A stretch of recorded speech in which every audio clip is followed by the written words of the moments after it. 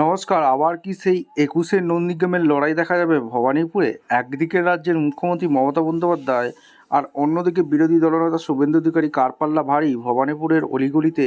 এখন কার হাওয়া বইছে? আজকের ভিডিওতে আমরা আলোচনা করব ভবানীপুর বিধানসভা এক্সক্লুসিভ জনমত সমীক্ষা।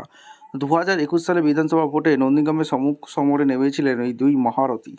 সেখানে অল্প ব্যবধানে হেরেছিলেন মমতা বন্দ্যোপাধ্যায়। পরে নিজের পুরনো কেন্দ্রে ভবানীপুর থেকে উপনির্বাচন প্রায় ৫৮,০০০-এর বেশি ভোটের ব্যবধানে জিতে মুখ্যমন্ত্রী পদে আসীন হন তিনি। কিন্তু ২০২৬-এর নির্বাচনে শুভেন্দু অধিকারী ভবানীপুরে সরাসরি মমতা বন্দ্যোপাধ্যায়কে চ্যালেঞ্জ ছুড়ে দিয়েছে। আমাদের প্রতিনিধিরা ভবানীপুরের বিভিন্ন ওয়ার্ডে সাধারণ মানুষের সাথে কথা বলেছেন।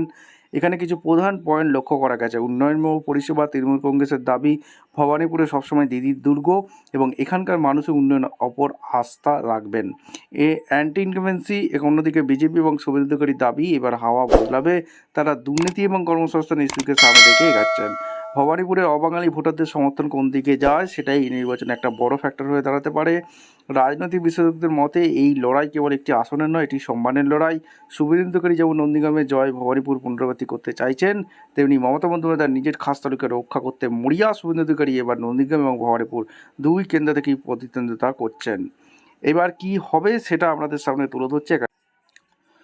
২০২১ সালে ভবানীপুর বিধানসভা উপনির্বাচনে মমতা বন্দ্যোপাধ্যায় একটি বিরল রেকর্ড করেছিলেন। তিনি ওই কেন্দ্রের অন্তর্গত ৮টি ওয়ার্ডেই সবকটিতে লিড পেয়েছিলেন। ভোটের ফল প্রকাশের পর মমতা বন্দ্যোপাধ্যায় নিজেই জানিয়েছিলেন যে এবারের নির্বাচনে তিনি কোনো ওয়ার্ডেই হারেননি। এমনকি বিজেপির শক্তঘাট হিসেবে পরিচিত ওয়ার্ডগুলোতে তিনি বড় ব্যবধানে এগিয়েছিলেন।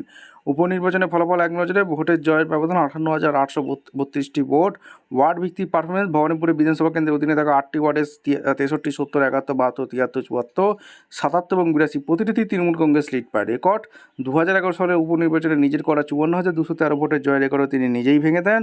উল্লেখ্য যে ২০২৪ সালের লোকসভা নির্বাচনে এই চিত্রটা কিছুটা বদলে যায়, যেখানে বিজেপি ভবানীপুর বিধানসভা এলাকার ৫টি ওয়ার্ডে লিড পেয়েছিল এবং তৃণমূল কংগ্রেস মাত্র ৩টি ওয়ার্ডে এগিয়েছিল। এইবার ২০২৬-এ কী হতে চলেছে? ভবানীপুরে এসআইআরের অনেক নাম বাদ গেছে, তা সত্ত্বেও এই ভবানীপুরে তৃণমূলের দুর্গঘাঁটি। এখানে তৃণমূল কিন্তু অর্থাৎ মুখ্যমন্ত্রী মমতা বন্দ্যোপাধ্যায় এখানেও কিন্তু জয়লাভ করছে ২০২৬-এ। আপনারা অবশ্যই কমেন্ট সেকশনে মতামত জানাতে ভুলবেন না। দেখা হচ্ছে কোনো পরবর্তী ভিডিও। ধন্যবাদ।